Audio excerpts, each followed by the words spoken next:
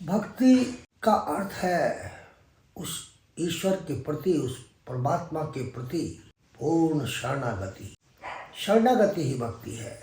लेकिन हम कहते तो हैं कि हम उस ईश्वर पर पूर्ण भरोसा करते हैं, लेकिन व्यवहार में दिखाई नहीं देता। जैसे अभी आपसे पूछा जाए कौन कौन भगवान पर भरोसा है, तो सभी हाथ खड़ा करेंगे। लेकिन अगर मैं पूछता हूँ कि घर का ताला बंद कर करके कौन कौन जाता है, तो सभी जाते हैं। तो या तो भगवान पर विश्वास नहीं है, उस 100 रुपये के लोहे के ताले पर विश्वास है। जब हम उस ईश्वर के प्रति पूर्ण शरणागति कर देते हैं, तो फिर हमें किसी ताले की आवश्यकता नहीं है। वो परमात्मा एक पल के लिए भी हमारा हाथ नहीं छोड़ते, हमारे साथ रहते हैं। भक्ति का अर्थ उस परमात्मा के प्रति अनुराग, प्रेम, मिलन, प्रीति कुछ भी नहीं। भक्ति में एक बहुत अच्छा गुण भी है कि ये अहंकार से रहित होती है।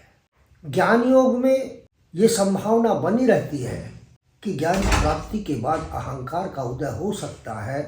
वहाँ निराकार की उपासना की बात कही गई है, लेकिन भक्ति योग में ऐसा नहीं है। भक्ति जो ज्ञान योग के द्वारा भक्ति को के मार्ग पर नहीं चल सकते, वो ज्ञान योग के द्वारा मोक्ष को प्राप्त नहीं कर सकते, वो भक्ति के मार्ग को भी पर चल कर के मोक्ष को प्राप्त कर सकते हैं। क्योंकि ये ज्ञान मार्ग से सुलभ है। पढ़ा लिखा अनपढ़ भी इस मार्ग पर चल कर के मोक्ष की प्राप्ति कर सकता है। भक्ति में बड़ी शक्ति है, बड़ी शक्ति। ये वस्तु व्यक्ति विचार के स्वरूप को बदल के रख देती है। यदि मैं आपसे कहूँ कि यदि भक्ति को भोजन में मिला दिया जाए तो क्या हो जाएगा? वो भोजन प्रसाद बन जाएगा। और यदि उसी भक्ति को भूख में मिला दिया जाए तो भूख व्रत हो जाएगी, उपवास हो जाएगा।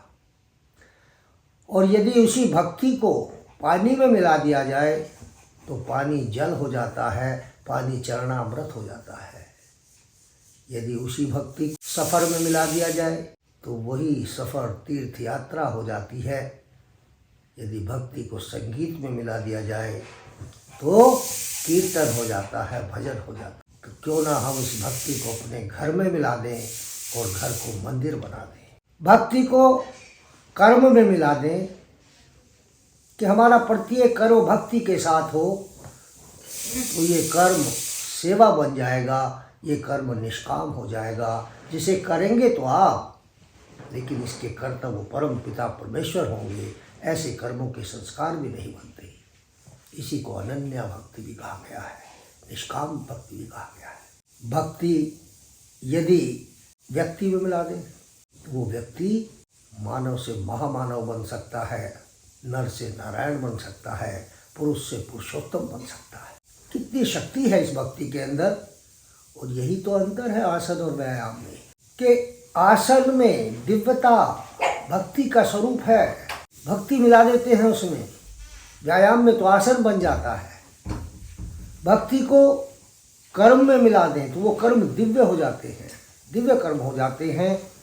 और भक्ति को यदि प्रेम में मिला दें तो वो प्रेम पूजा बन जाता है। तो भक्ति तो प्रेम से प्रारंभ होती है, प्रेम का नाम भक्ति है। तो भक्ति अनेक प्रकार की भक्तियाँ हैं। आपने बहुत सारे स्वरूप आपने अपनाए भी होंगे, बहुत सारे जानते भी होंगे। जैसे हेतुकी और अहेतुकी। हेतुकी का मतलब है जिसमें हेतु हो। हेतु यानी कि कोई कारण हो, किसी लक्ष्य को रख करके की जा रही हो, वो हेतुकी भक्ति है। हेतुकी भक्ति, इसको अपराभक्ति भी कहते हैं। और दूसरी होती है अहेतुकी, जिसमें कोई हमारा लक्ष्य नहीं होता, कुछ प्राप्ति की इच्छा नहीं होती, ये ईश्वर के लिए है, तो ये पराभक्ति भी कहलाती है। पराभक्ति और अपराभक्ति। नारद जी क्या कहते हैं? प्रेम तय प्रकट होए भगवंता। भगवान तो प्रेम से प्राप्त होते हैं, लेकिन हमारे भीतर तो काम, क्रोध, लोभ, मोह, ईर्षा, द्वेष, भय, रंग रूप गंध स्वाद कंचन कामनी क्रोध ईर्ष्या द्वेष, इनसे अनुराग हमने कर रखा है। भगवान की भक्ति से, भगवान के प्रेम से तो वैराग्य ले रखा है। हम तो संसार के इस भौतिकवाद में इससे हमारा अनुराग हो रखा है, इससे प्रेम हो रखा है। तो भगवान तो प्रेम से उत्पन्न होते हैं, इस भौतिकता से नहीं, उस ईश्वर से प्रेम करें। सकाम भक्ति फल की कामना से की जाने वाली भक्ति कि हे ईश्वर, मैं इतने पैसे का प्रसाद चढ़ाऊंगी, मैं इतने आपका भजन करवाऊंगा, रात्रि जागरण कराऊंगा, मेरा ये काम कर देना। तो भगवान को रिश्वत देने का भी हम काम करते। और यदि एक भगवान ने काम नहीं किया तो हमारे आजकल तो भगवान बदल देते हैं लोग। हनुमान जी ने काम नहीं किया, रामचंद्र जी ने काम नहीं किया तो कृष्ण जी के पास चलो, कृष्ण जी ने काम नहीं किया तो साईं बाबा के पास चलो। ये भक्ति नहीं है, ये सकाम भक्ति है। दूसरी निष्काम भक्ति, बिना किसी फल की इच्छा के निष्काम भाव से उस ईश्वर के लिए, ईश्वर की ही उपस्थिति में ईश्वर के ही लिए करना, ये निष्काम भक्ति है। कुछ लोग केवल एक ही इष्ट देव की फल फूल नैवेद्य आदि से पूजा करते हैं और फिर अपनी कामनाएं रखते हैं, तो ये भी अपराभक्ति में आता है। पराभक्ति तो कण कण में उस ईश्वर की उपस्थिति देखते हैं, हर जीव में, हर व्यक्ति में, हर स्थान पर उस ईश्वर की उपस्थिति को महसूस करते हैं, उससे प्रेम करते हैं। ये है पराभक्ति। इसको गीता में अनन्य भक्ति भी कहा गया है। ईश्वर को ही सब कुछ मानना, कर्म से, वाणी से, विचार से, व्यवहार से, सब तरीके से उस ईश्वर को ही प्राप्त करना, ईश्वर की ही उपासना करना, ये हमारी भक्ति कहलाती है। पराभक्ति ये जो हेतु की है ना, जिसमें हेतु है, जिसमें कोई लक्ष्य है, ये सकाम भक्ति है। प्रयोजन होता है इसमें, प्रयोजन होने से हेतु की कहलाती है। ये ईश्वर के लिए नहीं है, ये तो किसी वस्तु को प्राप्त करने के लिए, किसी कार्य की, अपने किसी उद्देश्य को सफल बनाने के लिए ये की जाती है। इसमें हेतु होता है, इसीलिए इसको हेतु की कहा गया है। यह ईश्वर के लिए नहीं, सांसारिक विषय वस्तुओं को प्राप्त करने के लिए हेतु होती है। परंतु ये इसमें एक खास बात ये है कि ये हेतुकी का मार्ग खोलती है। जैसे हम किसी बच्चे को एकदम से भारी भरकम विषय पढ़ने के लिए दे दें तो वो उससे मन चुराएगा, नहीं पढ़ पाएगा, पढ़ेगा तो समझ नहीं आएगा। थोड़ी देर बाद वो डर की वजह से बैठा तो है लेकिन पढ़ नहीं रहा। हमें उस बच्चे को पहले उसके रुचिकर विषय, उसको बैठने की आदत डालनी चाहिए। जब वो बैठने की आदत पड़ जाएगी तो वो फिर उसको धीरे धीरे पढ़ाना शुरू करेंगे।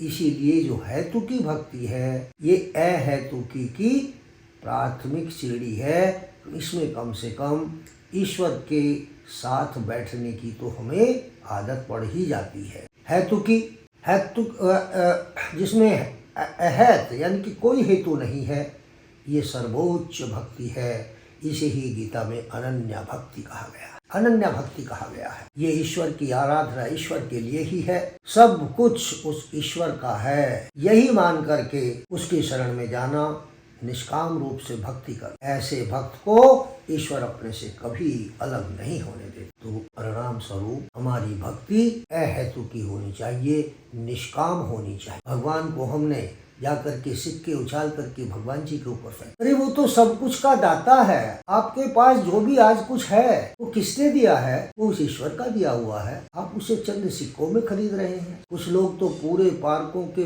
पड़ोसियों के पौधों से फूल तोड़ करके भगवान पर चढ़ाते हैं। वो किसी की फूलों का भूख नहीं है, वो किसी की धूप बत्ती का भी भूखा नहीं है। वो तो आपके भाव का भूखा है। आपके भीतर उसके प्रति जो प्रेम का भाव है, प्रीति का भाव है, उससे मिलन की जो इच्छा है, वो तो उसका भूखा है। पूर्ण शरणागति, जैसे द्रौपदी की कहानी आपने सुनी होगी। जब द्रौपदी का चीरहरण हो रहा था तो द्रौपदी एक हाथ से साड़ी को संभाल रही थी और एक हाथ उठा करके भगवान कृष्ण को बुला रही थी, हे सखा आओ, हे भ्राता आओ, मेरी रक्षा करो। लेकिन कृष्ण नहीं आए। लेकिन जब दूसरा समय ऐसा आया कि वो साड़ी वाला हाथ साड़ी से छूट गया और दोनों हाथ ऊपर उठ गए तो कृष्ण आ गए। द्रौपदी ने प्रश्न किया कि सखा भ्राता, मैं इतनी देर से मेरे साथ बर्बरता हो रही है, मैं पुकार रही हूँ, चिल्ला रही हूँ, लेकिन आप नहीं आए, ऐसा क्यों? उन्होंने कहा कि जब तक तुम्हें अपने ऊपर भरोसा था तब तक तुम एक हाथ से साड़ी को पकड़ रही थी और जब तुमने पूर्ण शरण में मेरी आ गई, दोनों हाथ उठा दिए कि ईश्वर अब कोई रास्ता नहीं शेष बचा, तो मैंने एक पल की भी देरी नहीं की, मैं तो आ गया। ईश्वर के प्रति पूर्ण शरणागति ही भक्ति है।